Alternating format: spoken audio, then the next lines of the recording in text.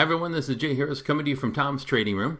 In this video presentation, I'm going to show you how to create a put credit spread. We're going to do this as a case study, as we are not registered investment advisors. Tom, myself, anybody associated with Tom's Trading Room and Optionetics Inc. We are purely educators, and we're going to show you how we use our tools to navigate the software, find trade opportunities. But if you want to take it and pursue it as an actual trade for yourself, check with your brokers for its suitability to your portfolio. Again, because we cannot recommend. But what I'm going to show you now is how to set up a put credit spread with the Darknet technology.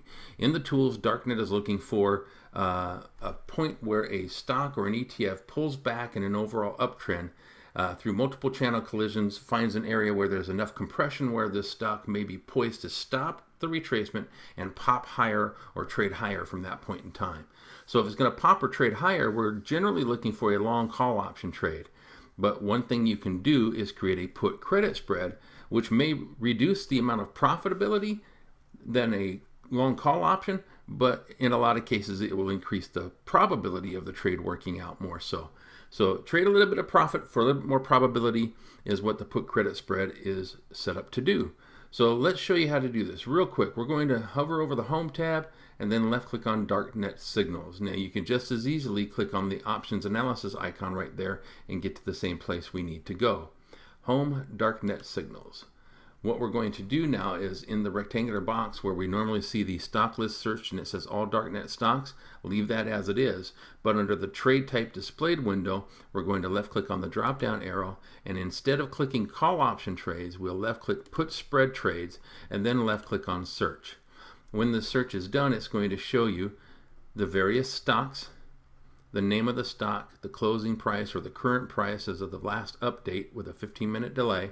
We have the trade type, the B for bullish, the A for aggressive or add-on, R for rebullish or rebuy, and the slippage and the profitability, the percentage profitability that's available to you on this. And with the put spread, it's green hyperlinked. That's the actual put credit spread that it's showing you there. Now you can click on the ticker symbol like with Mohawk Industries and you can see the B for bullish or buy signal.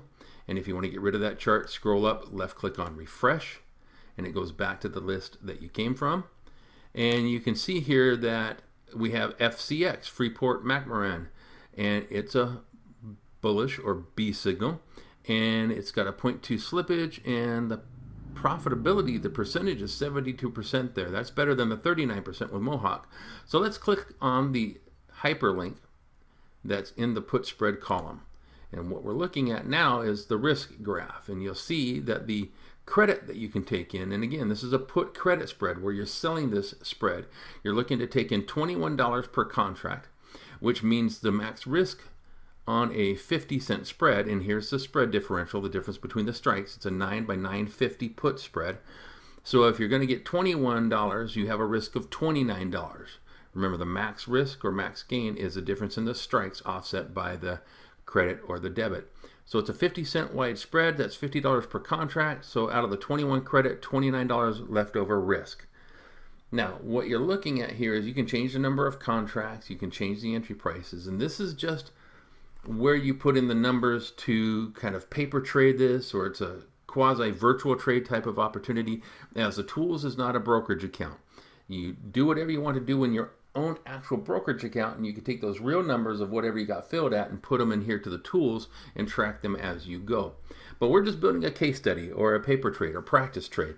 So right now we're looking at a $21 credit. You can see down below here we have the Darknet B buyer bullish signal, and it's kind of matching up with a little bit of a double bottom here at this 950 price point.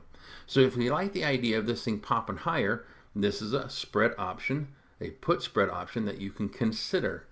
Now, what we're going to look for is keeping all these numbers the same.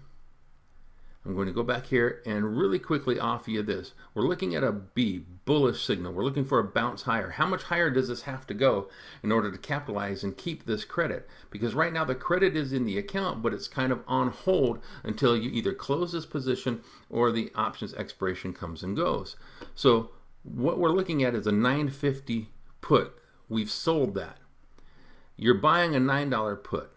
That means if the markets exercise their right to put it to you or make you buy the stock for $9.50, you have the right to put it to the markets at $9. So you're buying for $9.50, selling for $9. You're going to take that 50-cent loss offset by that 21-cent credit, leaving the 29 cents left over, or on a per contract basis, 29 bucks. But here's the situation. This thing is poised to pop, hence the Darknet bullish or buy signal. If it bounces and trades above $9.50 and stays there at expiration, let's say it goes to $9.75 or $10, is anybody in the market's going to put it to you at $9.50? If they can get it for a higher price on the open market, will they even put it to you at $9.50? No, that option is going to expire. And then you will not have to exercise your right at the $9 strike. Because if nobody puts it to you at $9.50, no need for you to put it to anybody at $9. Hence, both options expire. That credit is then realized, and whatever options margin you had or cash margin or whatever you had on hold in the account, that's now freed up upon expiration. That $21 per contract is now in your pocket.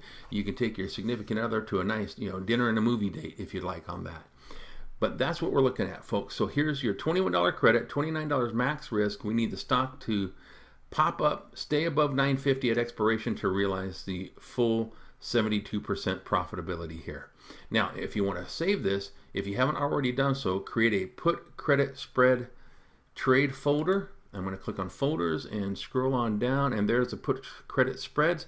Left click on that so that when I do save this, or when you save this, it's going to save into that folder and you can track it from here.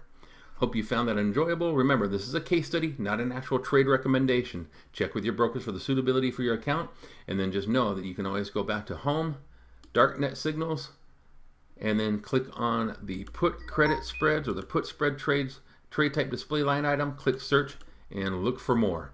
Have fun with that, folks. We'll see you on the next video. Bye for now.